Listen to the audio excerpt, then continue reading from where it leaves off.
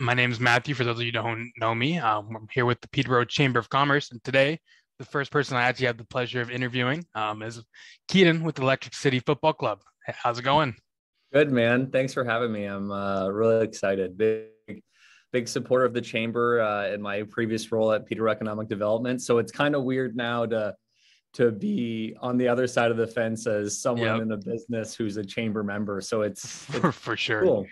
Yeah, it's great. So for a lot of the people who are going to be watching might not know too much about what you guys got going on. So yeah, if you want to tell us a little bit about Electric City Football Club and what you guys got going on, and yeah. Yeah. So it's been an idea. It was an idea in the works for quite a while. We um, really thought that Peterborough needed kind of a shot in the arm. And so kind of the concept for the club dates back about 4 or 5 years ago. And I always kind of had it in my mind that when League One Ontario launched, which is the league they're going to be joining in, it launched in 2015. And I really thought it'd be great for Peterborough to have a club in this league eventually. Mhm. And so I, had chats with the commissioner of the league at that time. I was a reporter at the Ottawa Sun at the time, and yeah, just got to kind of put the bug in his ear. And the league is essentially like the OHL for soccer, where you have every medium-sized city in Ontario, from Windsor all the way to Ottawa, has a League One Ontario team or is going to be launching one. And so with Peterborough being an OHL market and that familiarity of that kind of structure and that kind of sports league for hockey, I felt like it would transition well for a summertime outdoor sport with soccer. So I moved back when I mentioned to you a little bit earlier. I worked at Peterborough on the Courses Economic Development for 2 years. And so I moved back in 2019. I was away from Peterborough for 10 years and Mhm. spent a lot of time with my time Peterborough Tourism and ECDev researching what other sports we could really grow and expand here in Peterborough. Joe Rees, who works at Peterborough Tourism, he's in kind of in charge of the sport tourism portfolio. There was a huge gap. There is a huge gap in Peterborough in the summer for an outdoor summer sporting activity. We have the Lakers, which are a great major indoor sporting option in Yeah. the summertime, and the Petes, which are a great major indoor winter option. And then in the summertime, we have Music Fest and Folk Fest and Hootenanny on Hunter, and a lot of great outdoor concerts and festivals, support the Craft Beer Festival and Rib Fest. But Peterborough is a sports city, just really, really hardcore sports culture here. And it was just a shame. So we looked at baseball, rugby, soccer, cricket, but it kind of kept coming back to soccer. And it's obviously the largest sport in the world and the fastest growing sport in Canada. Yeah.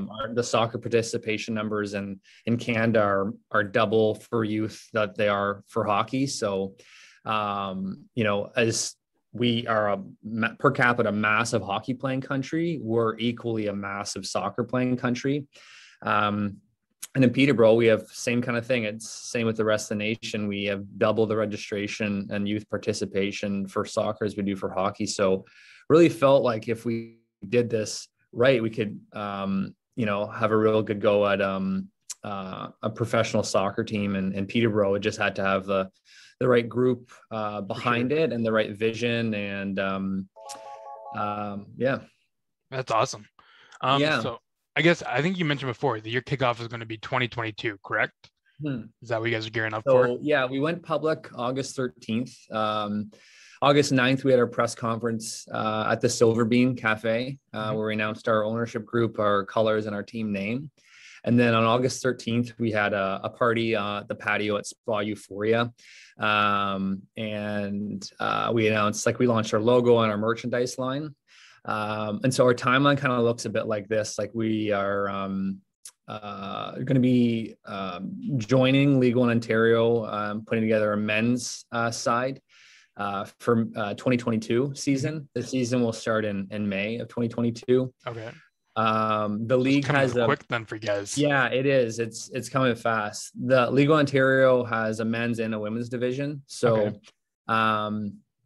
it's essentially like I was saying before, the comparisons for people in Peterborough or sports fans, it is like the OHL for soccer for men's and women's. So the best U23 players in Canada they play in this league before they go to MLS or before they go to Europe or to other professional leagues if they're good enough. So the players you watch in this league often get drafted in the first, second round and then end up playing for Toronto FC and the women and the men's national teams in Canada and other countries. So the quality is really high. But yeah, in terms of what we're doing now, we're wanting to be able to build out the football, the soccer side of things by bringing on a coaching staff and then being able to start signing players. And then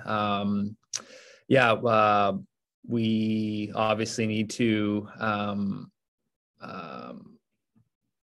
announce when our schedule is going to be and that kind of thing. So we're working closely with the league over the next month and a half to be able to figure out timing of when we'd be able to be announced as the newest entrant into the league. And hopefully, in November, from November onwards, we'll probably have a major announcement every month and a half from November onwards. So we'll be announcing where we're going to be playing, what facility we'll be playing at for May. And the league is competing right now. So the 2021 season's still going on. The regular season's almost finished. Okay. And as of Monday, October 4th, and then the playoffs will start in the next couple of weeks and it will end in November. So it kind of goes from May to November. Okay, cool. And I got to ask, I know a lot of people have been wondering this. Where'd you guys get the name Electric City Soccer Club or Football Club from? Yeah. So I love it. I think it's so thank cool. you. Yeah. It's different, right? Like it's different, but it's not. And I think one thing that we wanted to make sure, and our president, Rob, is adamant about, is a kind of authenticity and really making sure this club is represents this community properly. I think especially with pro sports, there's a lot of nicknames and there's a lot of lack of meaning. We could have been the Peterborough Pickles or the Peterborough Panthers or, some kind of alliteration or what does that mean? Like there's no, like forcing everyone to cheer for some kind of abstract object or the pigeons or whatever that is. Okay, maybe it's a cool logo, but there's no connection. And so the issue with launching any pro sports team is the lack of history. Any new pro sports team is a lack of history, right? And so it's 2021 and we're starting this new thing. But the cool thing is we have over 100 years of history of the sport of soccer in Peterborough. And so we spent a lot of time working with the Trent Valley Archives and the Peterborough Sports Hall of Fame and their archivists, and figuring out, the history of soccer. And it's been played since 1881. Peterborough obviously was settled long before by Indigenous people groups. And then it began to be settled by Irish settlers. Obviously, it's named Peterborough because of Peter Robinson, who is an Irish settler. A lot of people think Peterborough is a sister city of Peterborough, UK, but it's actually after Peter Robinson, an Irish immigrant. So a lot of these Irish immigrant groups started to play soccer in the 1800s, especially in the Douro Havelock area is where a lot of those Irish settlements set up. And they were playing soccer very early on in the, at 1881 onwards. So, and it was from 1881 until the 1940s that organized soccer in Peterborough was called football. And so it was called football because of the Europeans that brought it over and played it. And it was after the World War that the sport started to become called within Peterborough and Canada soccer. So yeah, in terms of why we went with football club is because the history of the sports name in the city was traditionally football club, and all of our early archive photos indicate that it's, the Quaker football team, the General Electric football team, the Nomads football club, all these original Shamrock football club, all these initial soccer teams were called football clubs. And so why Electric City is it's, our city's actual historical nickname. And we've seen a real renaissance and people really embracing that civic nickname over the last 5 to 10 years. You see Electric City Tattoo, you see Electric City Dental, Electric City Bread Company, Electric City Works, Electric City Cultural Committee, and there's a lot of nonprofits, there's a lot of businesses that all have embraced this city's nickname, and there's some real history to it. We're the first city and one of the first cities in Canada with hydroelectricity, and we were the first in Canada with downtown electric streetlights. And so Peterborough has a lot of rich, unique Canadian history, and it's tied to being on the Otonabee River, the angle and the slope and the speed of those rapids provided a great setup for hydroelectrical dams. The first one was on London Street near the police station. And that hydroelectrical dam, which was one of the first in Canada, was what attracted Quaker and GE to set up in Peterborough in the late 1800s. And really, it's what made it become a city and not just like a little settlement, was these two major industries coming. So that's why it became the Electric City, is because that moniker kind of, it stuck, and Thomas Edison chose to bring GE Canada here away from Quebec and to Peterborough. And so there's so much rich history, right? I could go on and on and on about the history of the nickname. And so why we attached ourselves to that is because all of a sudden it's a nickname that we don't have to make up and get people behind. It's a nickname that people are already using in the city, and it's a movement that already exists. So we're attaching our club to that city's history and to this movement, instead of creating a new one and forcing it on people when it's not natural. So, and the response has been insane. All we are right now is because we don't have any coaching staff or players, and it's May before kickoff. We have a logo, we're a brand, and we have some staff, and the amount of people that have bought merchandise that aren't into soccer, they just love the city and love what the movement stands for. Love the gear. And that's kind of what we were hoping, like the logo, this is our like a standalone logo. It's a broken down version of like the full logo. And people are just eating it up because it more represents, it's just a logo for the city, and unless, it's a soccer ball or the soccer team. And we wanted that. We wanted this logo to really represent what it means to be from Peterborough, and for people to be excited to wear it, regardless if they are into soccer or not. So yeah. No, that's awesome. I know, speaking for everyone, we're all super excited for you guys for your kickoff, and we can't wait. Thank you. And for those of you guys who don't know, they do have a store location you can go to, check it out, get some merch if you haven't already. So what's the address for that?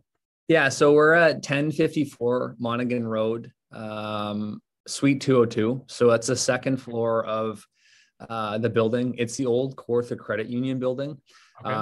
Kitty Corner on the southwest corner of the GE land. We're across from Douglas Automotive, and it's Monaghan and Albert.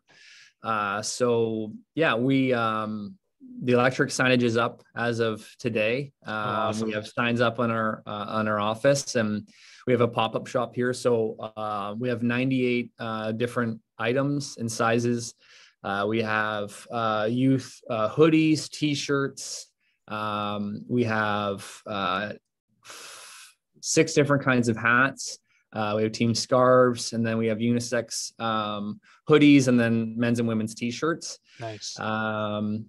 So in person, if you come into the store, we take Square. So I have a Square POS system, so people can either pay through credit or debit. We also have our online store that's been up for over a month now. I saw that. And people can, we ship across Canada through Canada Post, so people can order wherever they're located through our online store, and we can ship it to you. Or if you're in Peterborough, you can come to us and touch the merch and see what it looks like in person, sure. and try it on and chat with us. So yeah, we've been really really humbled by that aspect. Is I think one of the huge things was we worked with a local designer, local branding firm, Pioneer Inc. Kyle Okay. McDonald. They're off of Water and Hunter, and they've done a lot of great stuff. They designed the Venture North building. They work with Ashburn and Realty. They work with a lot of local Hanoi House and a lot of other Okay. local businesses. He used to, be the brand guy for West 49. He's Oh, from wow. Peterborough, was away for about 15 years and moved back 3 years ago.